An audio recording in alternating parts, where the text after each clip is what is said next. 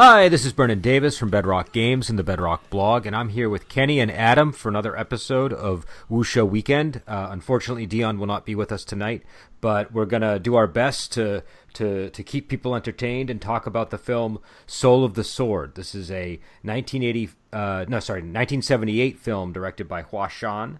And in this dark wuxia movie, Ti Lung plays Nameless, a man obsessed with defeating Lu Tiankang to become the King of Swords. We'll get into the plot details after that, and I already did do a post about it last week when we had to cancel the Wuxia Weekend session. So without further ado, why don't we just get into everybody's reaction? Because I've already given mine. So I don't know, who wants to go first? I guess I can start. I did enjoy the movie. It was definitely one of the more tragic movies that we've seen. But also at the same time, like very sort of realistic. It's got a very, I guess, gritty depiction of how Jiang Hu is. Like, even spoilers, but he didn't really get a chance to revel in his victory at all before being backstabbed by people who he formed grudges with along the way on his way to becoming the King of Swords. So. That was a bit unexpected, but it was hinted at throughout the whole movie. It didn't just come out of nowhere as a Deus Ex Machina type of thing. But I enjoyed the movie. Tilang was good. Ku Feng was good. Yeah, they're all very prominent actors, and they did very well in their roles. And yeah, if you watch this movie, watch this movie first before going onto Hong Kong Movie Database if you want to avoid a big spoiler. It's obvious as you watch the movie, but it's the difference between like watching the movie and figuring out by yourself or being told certain things as you read through the cast list. Yeah, I thought this was a pretty good movie as well. It's very unusual in a lot of ways. It's got a lot of dark psychological elements to it, but it hung together. And there's strange elements to it that like with almost kind of a weird supernatural kind of vibe to it that are subtle as well. But it doesn't really explain anything in that regard. But I'll get into more detail when we get into talking about the movie. But yeah, for a movie that's this dark, where the main character isn't particularly sympathetic a lot of the time, it was very engaging.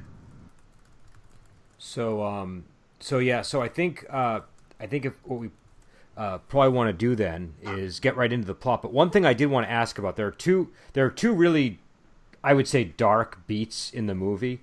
So the first one is he rapes Holian, and the second one is he kills Holian. I'm sort of jumping the gun and getting ahead of the plot discussion, but I think those are like the two most shocking moments in the film, and they're probably worth talking about before we get into the discussion. I was curious how you guys reacted to those two scenes. Not so much of the rape of Holian because it was done. I don't know. It wasn't very climatic in any way, shape, or form. It was just like, I'm taking you away, and then cut to a bed scene, and then like cut to people intruding him on the room, and there was a point where she was like asking, oh, why did you have to rape me? I'd given my heart to you the first time we met already, and I was just like a little bit sad there, but.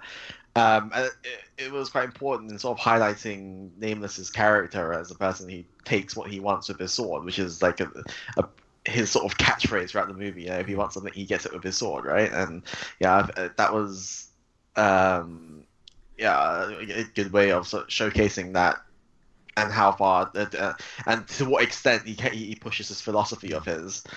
As for the murder of Holian, like it was sort of hinted that like, it was one of those things where you're not really sure, will he, won't he? Yeah. Is he going to find a way that's not the path of the merciless sword or whatever? Will he find compassion one way or another, and open up a new route, so to speak? Because it's one of those sort of themes that shows up in other sort of wuxia stories where the person decides that being merciless is not the way, and somehow through the power of friendship and love or whatever, maybe, in my happy-go-lucky world, it's like he'll like discover that his love is and desire to protect his loved ones is what pushes him to find a new way forward.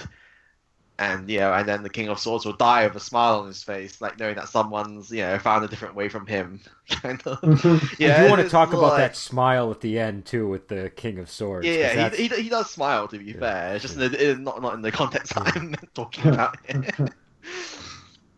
Yeah, I have to say I was spoiled on the rape scene by an online discussion, so I knew that was coming. So as far as how shocking it is, I'm not the right person to ask because I didn't know any specifics. I just knew there was a rape in the movie, and it was pretty evident that this, when it was coming, I'm like, oh, okay, this must be the part. So I kind of braced myself ahead of time, and I agree that it was a little muted. They didn't play it heavily for shock value. They emphasized more the aftermath and her emotional reaction afterwards and kind of sorrow afterwards was more. It was very ambiguous. I thought it was ambiguously shot actually because it was like it was presented in a way where you didn't necessarily know it was a rape scene until the dialogue, and it was actually almost shot kind of romantically at times. So it was a little bit oddly done. But I guess the reasons that I thought that scene actually added to the film were kind of what Kenny was talking about, which was it highlighted the Jianghu that this guy lives in, where just the lines are totally blurred, and where it's not made up of like really nice swordsmen. Like these guys are killers, and they it kind of like, so when you see those scenes earlier in the film where he's cutting people down, there's one scene where he says, where the guy says, oh, there's like 8 of us and 1 of you. And he says, no, there's 7 of you. That guy's dead. And like the way he says it, it's like, they don't normally comment like that when they're killing people. The guy just dies and nobody mentions it. I feel like this is the kind of movie where you're just aware people are actually being killed. There's no heroic element to Jianghu in this movie at all. It's like it's not even like the previous movie we watched, Supreme Swordsman, I think it was, where you start with a character you're following who is the ruthless, ambitious one, but then you get a heroic character later. It's like this is just a world where the world of Jianghu is just nothing but merciless killers, pretty much. And I do want to get to my second point about this, but at the same time, I want to mention, because you brought that up, this even does the reverse, because in this film, there's all these happy-go-lucky musical interludes at the start, where he's kind of wandering around, and you hear cheerful music, and so at the beginning of the film, it almost seems like it's going to be this somewhat light whoosh affair, and it sort of. It sort of descends slowly into the kind of movie it is. Well, the thing is, he's kind of the fact that he's motivated by seeing that girl kill herself at the beginning. It makes you think, oh, he's motivated by righteousness or something. It's like it, but no, it isn't. I mean, he's just weirdly obsessed with this girl, and he isn't really particularly righteous in any way. And can everybody hear me? I can hear you fine. Okay, sorry. It looks like we just got a little bit of a technical issue there. But the other reason I wanted to raise about why I thought that worked is the Lady of Three Moves scene that mirrors that scene, where she basically does kind of the same thing to Mr. Yan, where she's trying to seduce Mr. Yan and get him. Mr. Yan is the guy played by Norman Chu. Get him to work with her so they can both kill Nameless. And they're having, they're starting to make love, but then she forces him to go down on her, which is much more taboo, and he rejects her based on that. But then she pulls out her swords and starts attacking him, and pretty much defeats him, and then says, "Look, if you want to kill this guy, you have to do exactly what I say." And then it cuts to a flower, just like it cut to a flower in the other rape scene.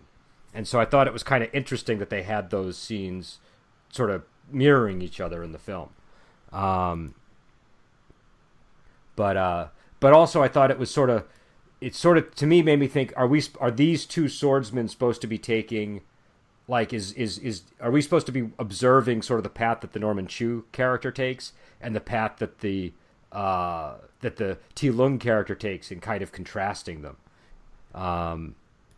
Yeah, that's interesting. It's the kind of thing I need to watch the movie again and analyze that. But that's an interesting take there.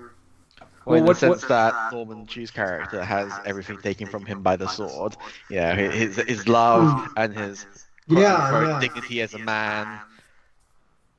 Yeah, there's whereas T-Lung, takes everything by the sword. Because remember, Norman Chu can't even draw his sword to fight T-Lung in that scene where they're facing each other after he slept with Ho Lian, and Sire is outside, and when Norman Chu puts his sword back in and walks away, the Sire's like disgusted at him, and then he walks in and he says, "I was waiting there, and I actually would have helped him, but he can't even draw his sword against you," and then he announces that no such swordman should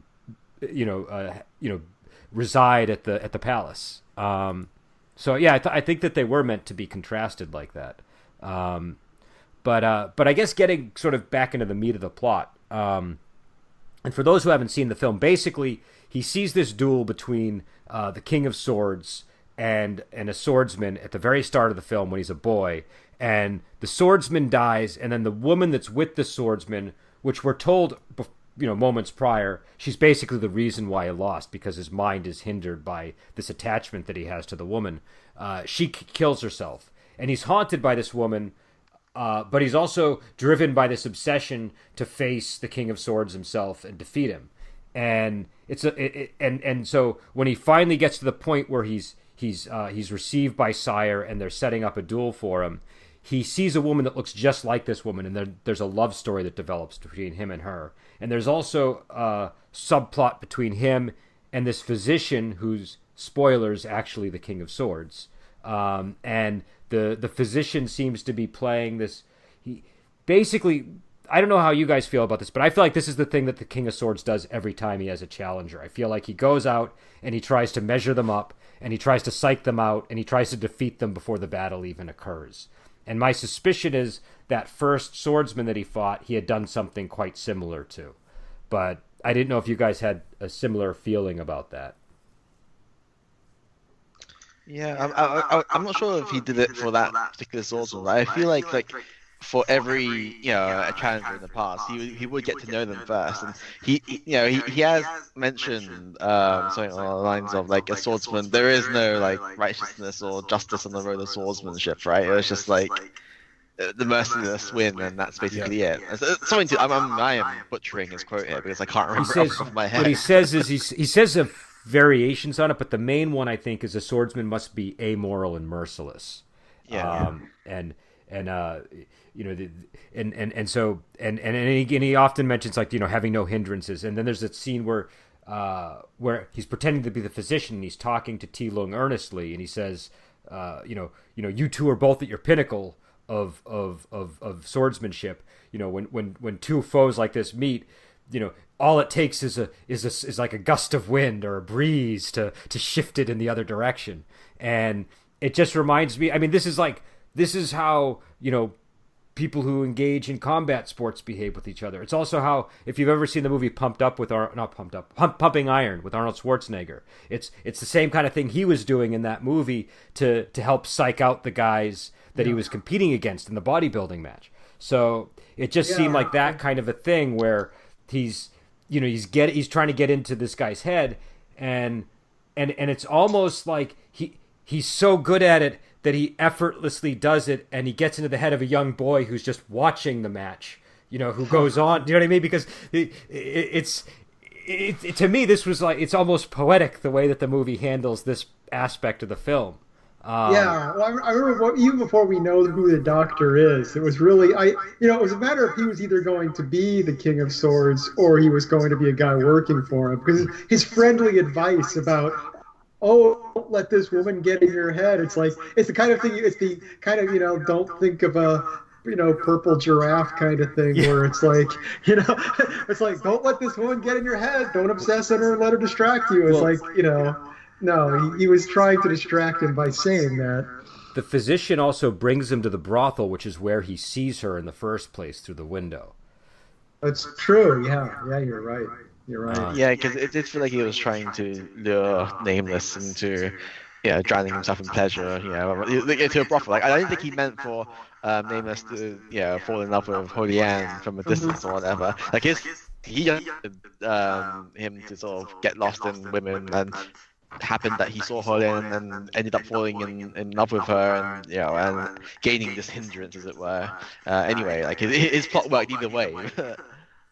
Now, do you guys think? So, what was the deal with Holian? Because, I mean, supposedly she looks just like this woman, and visually on the film she does.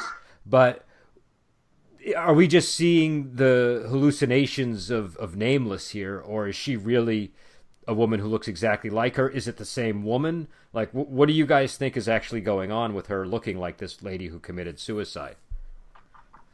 It's an interesting thing I noticed. There's a music cue, like during the discussion they have. I believe it's the discussion that leads up to him killing her, perhaps, but it's very near the end. But she's talking about, how, he took her away and it was like a dream and all of this kind of thing. It's this weird. The music at that point is pretty much identical to a music cue in Vertigo. And I don't know if you've seen the Hitchcock movie Vertigo, but it involves a guy who, this woman in his life dies, and then he meets this other woman who looks exactly like her, and there's this whole weird psychological mystery going on around that. But this movie is very different than Vertigo overall. But I felt like at times there was this Vertigo-like feeling. The music cue made me think it was deliberate, because I'm like, well, that's very specific. I think you might be right about that. Yeah. And I think it's interesting. The movie doesn't really resolve that aspect of it. It doesn't answer any questions you have surrounding her at all. Not at all. And there's a lot of hints that could go in many different directions. For example, we see her commit suicide, and then he asks the doctor, can the dead come back to life? And the doctor says, no, dead is dead. But we see that scene where Nameless almost kills somebody. I think it was the guy he said was dead, right? Wasn't it the guy he said had died in that fight? Yeah, you're right. And then the doctor goes up and he heals him, and he's okay. So, I mean, it's not inconceivable that maybe he went up to this lady after she committed suicide and healed her. And but the thing is, the thing is, if seeing that as a setup, though, I don't know why he would know that this guy was a kid who was obsessed with her to even do all of that. So I don't know. No, he might not have, but maybe she's just the lady he sends at the swordsman every single time. Do you know what I mean? Oh, okay. Well, I mean, the thing is, too, there is the time jump, too. It's like, it's 10 I don't years, know. Right? It's 10 years, which is a little bit It's not impossible, but it's still, that was my major feeling in thinking it's not the same person, is I'm like, well, I don't know. It's Is it 10 years? Because I was thinking, because I always had the impression that Holy M was I don't know, maybe it was the daughter of the woman at the beginning or something along those lines. Okay, because when the old granny was like saying, "Oh, I brought her up, because her father and her father before her, they all lived here and all that sort of stuff." Like I was thinking, oh, okay, so maybe Holian is like the daughter of the swordsman. That's a possibility. I think that's definitely that makes possible. sense. That's But yeah, I've just been like racking my brain trying to figure out what the deal was. I've sort of settled on, I think he was crazy. I think he was crazy, and I don't think she actually looked like her. I think he was just projecting that onto her because that was his big fear. Yeah, or she looked a little bit like her, and he filled in the rest. Because it would be really weird that he sees all these flashes of this woman, and then he actually ends up meeting somebody who looks just like her at that exact time. Yeah. Do you know what I mean? I mean, it's a movie, so... It's someone he saw like once from a distance, and it's not like it's someone he knew. So it's the kind of thing for it to be easy for him to have an imaginary version he could project on someone else too. Because if it was somebody he knew well, it would be harder for him to decide someone else looked exactly like them. Yeah, I guess that's true too. Now, what did you guys think of the scene with there was a scene where the doctor is taking him around town, and then there's a storyteller who tells this tale of the husband and wife who paint the wife, I think, paints a monkey on the man's on the man's genitals, and he paints a door guard on hers because they're going to be separated while he goes on a trip, and it's kind of like a humorous sort of story. But I was just curious what you guys thought of that scene. I'm not sure what it added. Like I find it like amusing, but it did feel a bit out of place. In that scene we had we saw someone picking pockets. We saw a molester in a crowd. We saw a horse urinating on its own hooves. It was really unusual, I thought. The story itself feels like any old sort of like bordering like tavern tale that people would tell about these days, right? And everybody has a good laugh about it. I had a similar reaction too. I was trying to figure out what it was there for. I was kind of puzzled.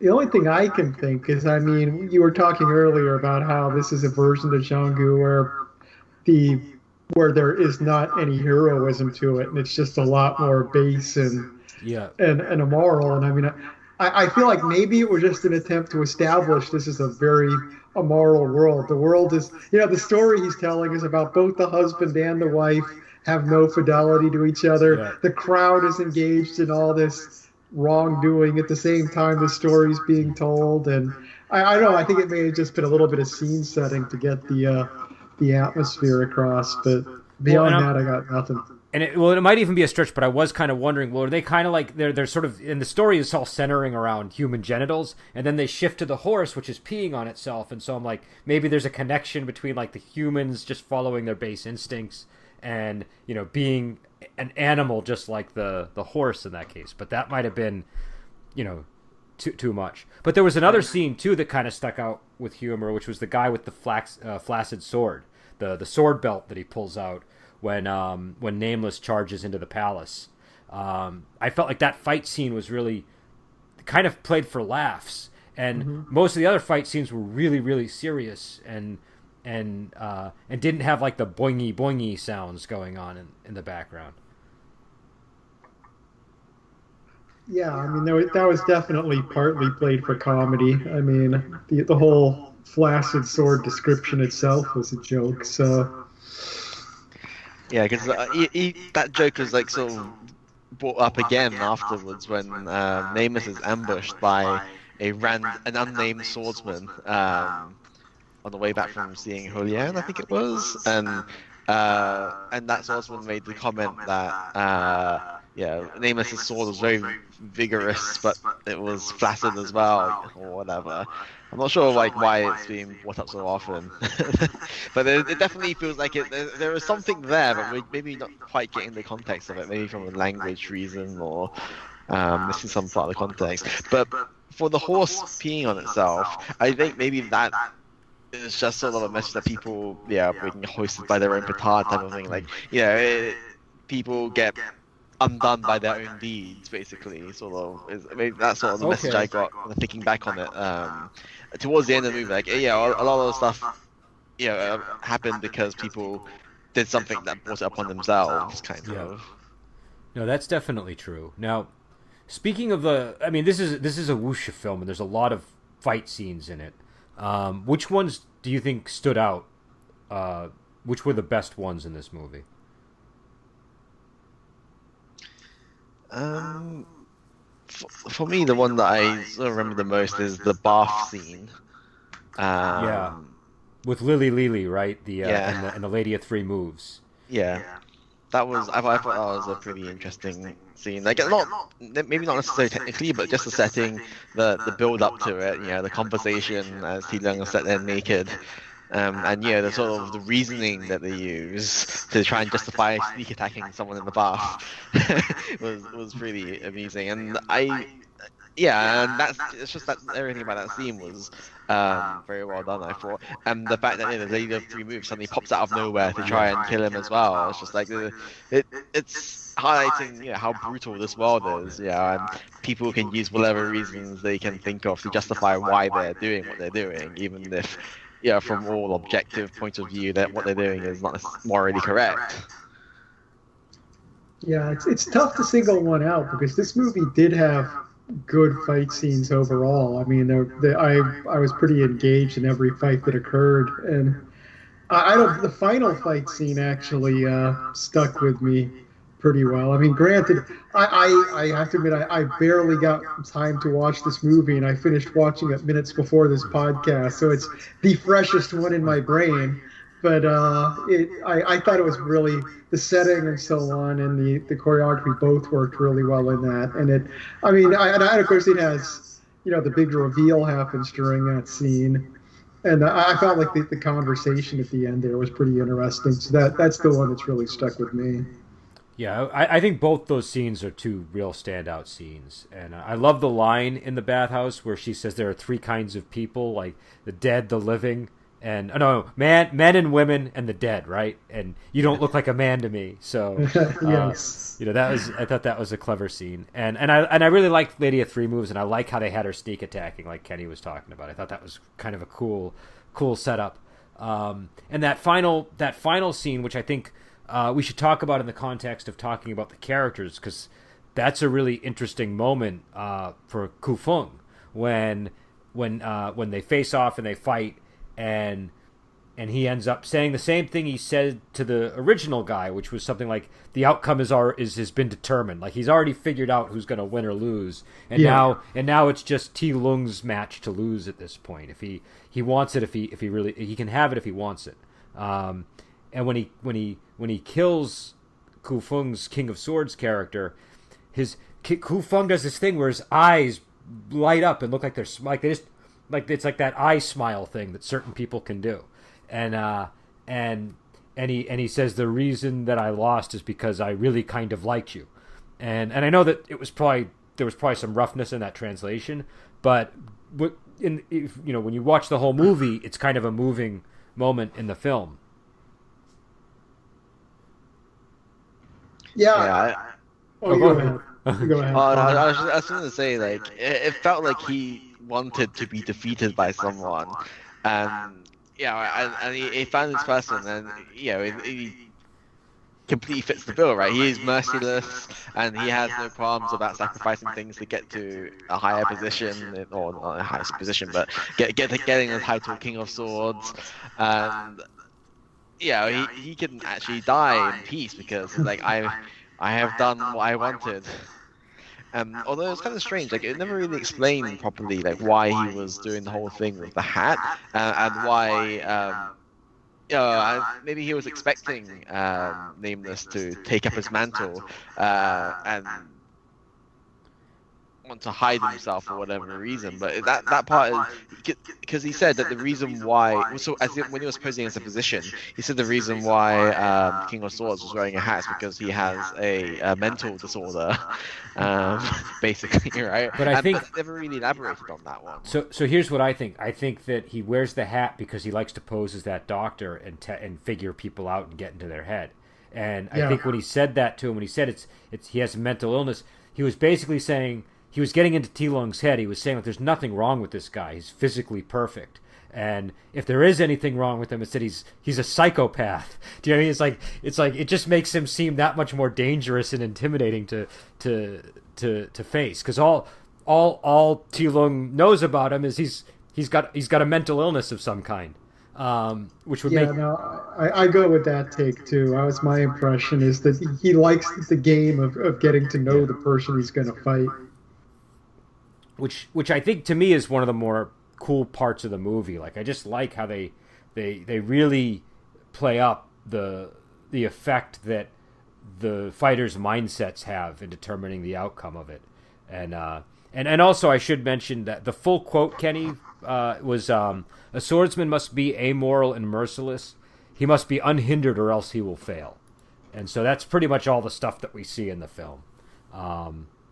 It's kind of interesting too, because as we live in this world where people are continually getting challenged all the time, hiding behind his having this secret identity as the doctor means he's got all this time. He can just walk around and I'm just a doctor. No one's going to try and stab me. So because he asked one of the final questions he asked, are you prepared to live this life of where people are continually going to be challenging you? And it's like the original King of Swords here did prepare for it by giving himself a second life where he can kind of kick back a little bit and not worry as much. I do wonder if the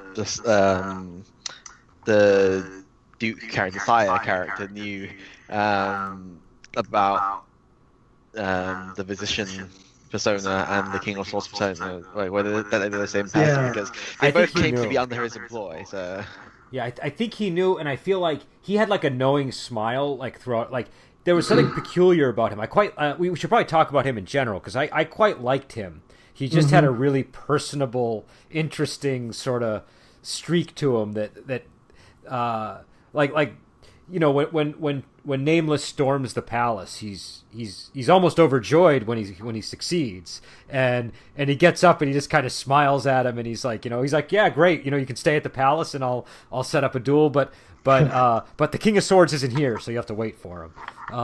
And all of his interactions were, you never quite knew his motivation, but he always seemed so positive and optimistic about things, and he seemed so enthusiastic. I think I have a feeling he would know about the Doctor because he's a game player too. It's like he just likes the game of this whole thing. It's like I like him as a character, but as a person, it's like he's kind of got this. It's kind of like he's this almost like this super villain persona that's kind of there with all the I don't know. It just he's like the Vince McMahon of the movie. Perhaps so. Yeah, I'll go with that. Yeah. I just didn't. I don't know. It was. Yeah, I'm pretty sure you would know just because they would both enjoy that game. I think. yeah, I think in Wu Sha stories, like people in his sort of position as a duke or sire or His Majesty, what they're referring to him as, they tend to be like playing their own game in the background somewhere. Like that he's probably having feuds and conflicts with his brothers or uncles or whatever, and and that finding a capable swordsman and training up his private army or whatever. It's just sort of like a means to his ends, and to him it doesn't really matter who the King of Swords is as long as he has got the King of Swords in his employ. When he rewards the King of Swords pretty well, was it 2,000 loads of rice per year? But also when he wins that match, he gives him I forget how many golden tails and 200 bolts of silk or something. So which is kind of really weird, reward to give a lone person. If you're by yourself, I've got enough rice to feed 200 people for a year. Great. Oh, but I think the idea is you would no personal attachments to anyone to share it with. I think the idea is to get around, the sire is a person who isn't supposed to engage in commerce, so he can give you rice, and then you can convert the rice into whatever you need. It's kind of like one of those things. I'll give you a grain of rice, but if you take this grain of rice to a specific shop and tell them that that you're from me, they'll give you a golden tail for each grain of rice you give them, kind of thing. Well, I think it's more legit. I think it's more just a way of instead of giving people currency, I give them food and I give them silk, and then they can convert that into currency if they want, or they can use it to trade for other goods. And there's probably a broker or somebody to make it even more, more seemly, but I don't know. I just got the impression that this was sort of whenever I have some books that give the salaries of different officials and stuff, and it's usually done in, sometimes it'll be strings of cash, but a lot of times it'll be bolts of silk and land and various other goods, and definitely rice was another thing that kept coming up. But it's definitely a case there where you could feel like this was just a tiny part of a Wu Sha novel, and this guy at the top here has he's a character in that story. We're just watching a tiny subplot within this larger novel. It's because he was he doesn't really have a whole lot of time in the story, and he doesn't do that much, but he really kept me interested every time he was around.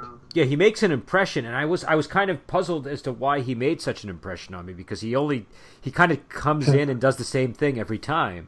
But it's partly a really good performance, I think. I mean, I think the acting in that role was very good. Yeah, and I think he was played by Yu Wing. Okay. And yeah, so what about Nameless himself, played by T. Lung? What are your thoughts on this character? I mean, it's an interesting character for T. Lung, because I have seen him in dark roles, Opium and the Kung Fu Master and things like that. But in this one, he's almost he's kind of hard to like. Do you know what I mean? He's not an easy character to get behind. Yeah, I mean, I thought he did well. Like, yeah, at the beginning of the movie, yeah, we do sort of get the impression that he might be like a decent chap, yeah, roaming Jianghu, with his broken shoes and like making enjoying life and honing his sword skills and stuff. But um, it does like I think he shows the sort of his ruthlessness very well. Basically, the moment he starts fighting against the eight trigram, the Ba Gua Hall or whatever, and with the monk and his disciples and killing all of them very casually. That's when you start to think, oh, maybe his sort of cheerful, happy-go-lucky spinning a shoe on a sword to find which way to go thing is just yeah. It's not really a facade, but it's just that it's just a very minor part of who he actually is, which is this ruthless killer. I felt like all of those little casual gestures, like, because when he starts out right as a kid, he's got the straw in his mouth too. But then when he's chewing on it in the temple and he's about to kill all these guys, it's a little bit unnerving because he's just so relaxed. And it's kind of like that, like when somebody's that relaxed and almost happy looking before a bloodbath ensues. It, it's sort of it was. I think that contrast was working pretty well in that scene.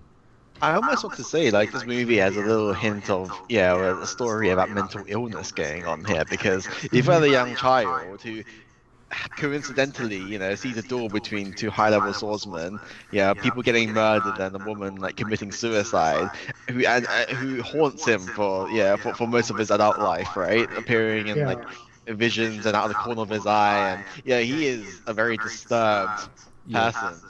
Yeah.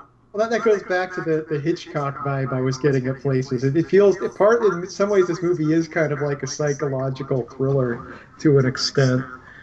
But yeah, getting to T. Lung's performance, though, I mean, it's interesting how cold he is in this, because it's like the scene where he does kill Ho Liang. It's really, I really wasn't sure which way he's going to go. The movie does a good job in that scene of, I thought he was going to kill her. Then he tells her his name, and she's happy. I'm like, okay, maybe he's not. And it swings back and forth a few times, and then he does it, and it actually caught me by surprise, because I thought we'd gone past that, and then boom. I had the same reaction. It's like you think it's going to happen, and then it's like, oh no, they will resolve this happily, and then nope. And it's the moment she's reminiscing about how he came to her in the rain that day, and just the moment it happens, it was a bit surprising. But also it still continues with the love story aspect, which is really weird. Like, he kills her, but then he's still devoted to her afterwards. I mean, he goes back to her body to be with her. Yeah. And that was strange. I mean, it's of course, the fight scene breaks out so quickly after that, it's hard to get the full emotional beat of it to an extent. But because he doesn't want the title. He rejects the title. He doesn't take the title at all. Yeah. Well, that's another thing I wonder. It's like, if we're talking about as a thought that just came to me, but if we're talking about the King of Swords being this manipulative bastard, it's like maybe the whole I liked you thing at the end was just his final screw you. That it's like, I'm going to get in your head and make you not even want this now. I'm poisoning your chalice that you just won. So it's possible. It's possible. I mean, but the thing is, I do think he genuinely liked him. I feel like that was the smile. Because I mean, Gu Feng, every once in a while he just gives these amazing performances. Like the last really great one that I always talk about was from Heroes Shed No Tears, where he has that great speech. And in this one, this is like up there with that. This was like that last scene. His whole face changes when he's dying. Like you can see he looks like older and weaker, but then his eyes beam, and it just was it was a really good performance. I mean, I think all around this film had really great performances. I think Ti Lung, Ku Feng, the sire, like we were saying, and a lot of the other side characters who even like Lily, who's only there for like 5 seconds before she dies, Yeah. it was memorable. What did you Also, guys? did Go ahead. did they use a body double for her naked, like, brief moment of nudity? So I It's think- like for all of the nudity, there were body doubles. You never saw a face in any shot. There was nudity. I think for Lily, I'm pretty sure they used a body double. For Lady of Three Moves, the Lao Ai Ling character. I think her face was in the scene when she was naked, right? Well, it wasn't actually. But then in the next scene, she's got that sheer dress on, and you can basically see her breasts through it. So I don't know. I'm guessing maybe it was her breast, but I don't know. We'll have to ask Dion when she gets back. What her Not thoughts that are it's on it. important in any way, but we're mentioning about Lily being memorable. It's like, oh yeah, there was that bit where she was naked, but it obviously wasn't her. I don't know. Well, no, but Yeah. it is one of these things you notice because there are certain actresses in the Shaw Brothers movies who do that, and there are certain actresses who don't. And Yeah, I don't think the bathhouse scene just made me wonder because it was so, it was just sort of so quick and sudden, and then it was gone. That it made me that was the part where I really was kind of curious. But I don't think it was in that scene. No, I don't think so. But I I thought was thinking, because I was watching that part on the train, and it suddenly came out of nowhere. I was like, well, let me just turn that bass down for a brief second. yeah, that's probably not a scene you want to be on the train watching. So what did you guys think of the Mr. Yan character, Norman Chu's character, who's kind of the swordsman who doesn't get what he wants throughout the movie? He did a good performance. I mean, as far as like characters go, he wasn't supposed to be very likable, but I don't really think he was like necessary, except for the whole plot at the very end. I guess there needs to be someone, I guess, to. Well, I don't know. Again, I don't think he's actually necessary at all, to be honest. Like the woman of three moves could easily have just like done all of that herself, really. Like.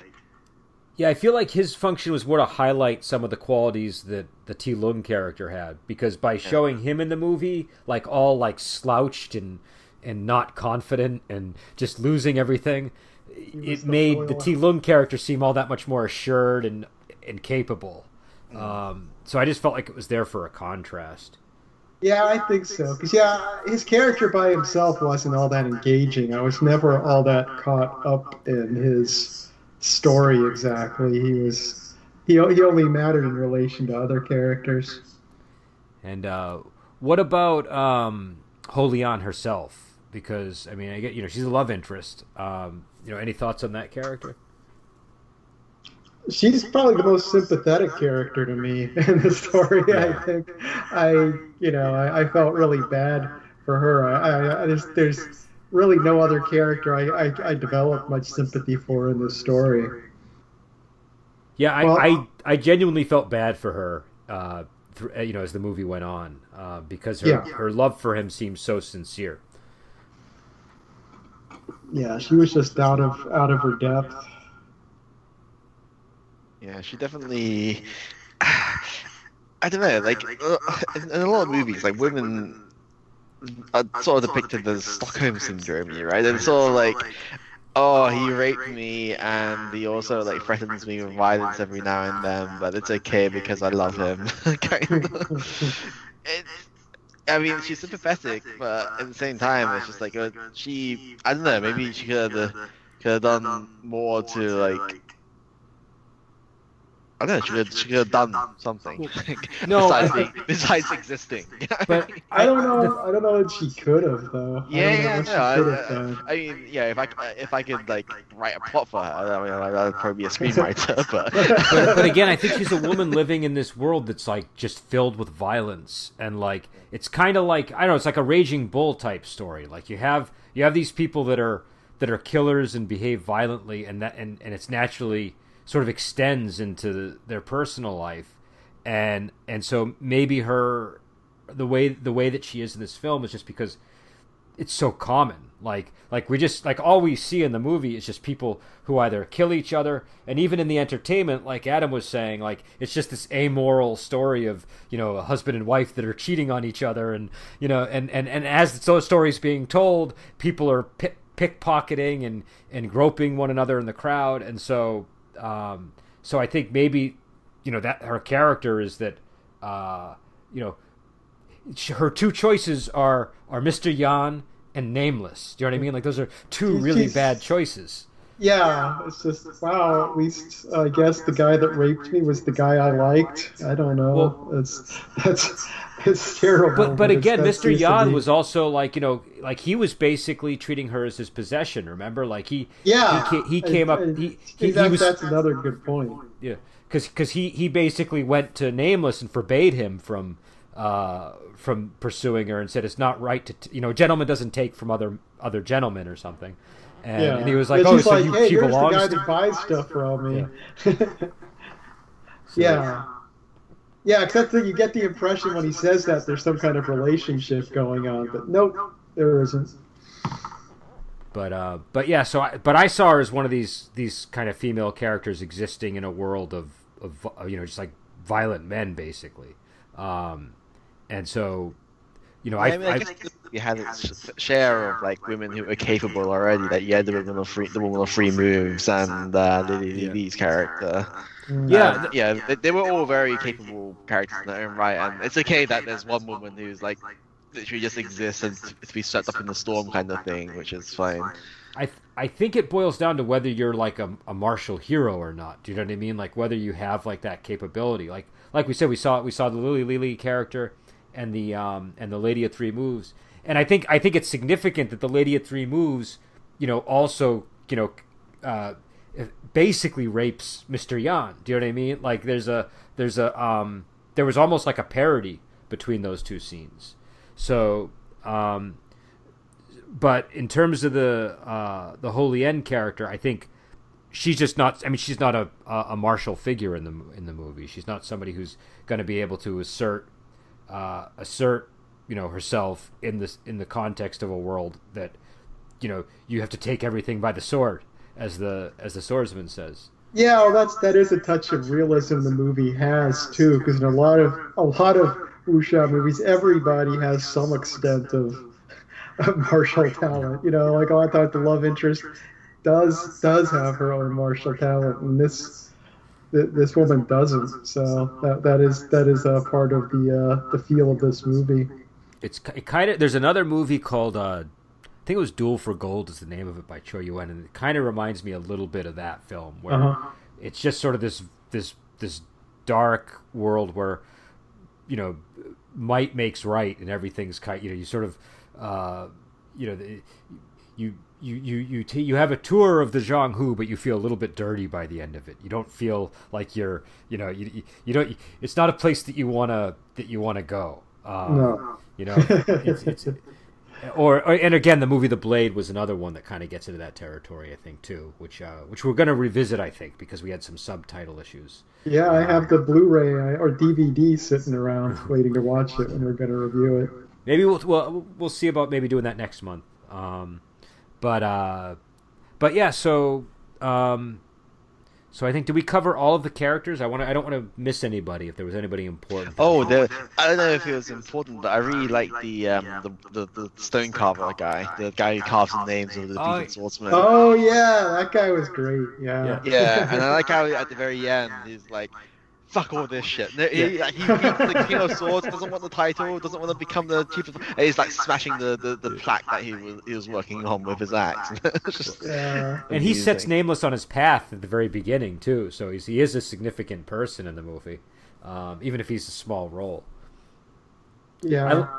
What were you going to say, Adam? I mean, it's great the way this movie does have... there's so many good characters in this movie. I'd completely forgotten about that guy by the end. I really like the old lady that scolds everybody. She was probably my favorite side character in the film.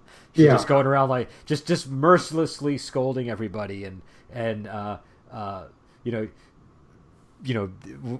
kids are stealing from her, so she's shouting at them, and then next second she's just shouting at somebody else, and she just doesn't seem to have any lack of energy for scolding the locals. Well, it's interesting taking it as a context of a setting where just about everyone is up to no good. She's like the one character who has just kind of become this person everybody hates because she's trying to hang on to some kind of decency, and she's just shouting at the sky, and it's like, yeah. Yeah, because even Holy End is sick of her. Even Holy End is like, oh, that lady. And the lady does say at a certain point when the kid is stealing, the world is degenerating and going to hell, and so it is kind of interesting. It seems like she's kind of almost a side joke, but I guess she's pretty thematic to the whole movie when you think about it. So you have to wonder, maybe this is set, like speculation. Maybe it's supposed to be occurring in a period where things are starting to become more chaotic and uncertain. And, like maybe she remembers a day when it wasn't quite so bad. I don't know.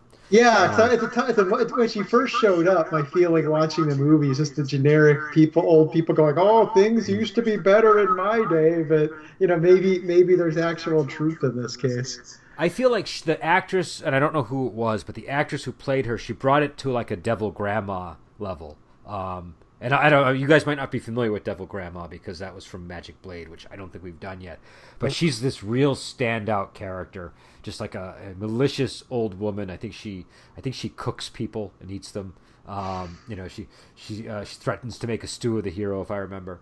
Is that the one where she's like flirting? No, that was the Magnificent Bodyguards. That's another That's another sort of like, I'm pretty sure the Magnificent Bodyguards was based on a Gulong story, but I'm not positive. And if so, it's kind of like a Gulong stock character almost. These sort of old ladies that are just supremely eccentric and strange. And but Devil Grandma is hands down one of the best, one of the best ever done.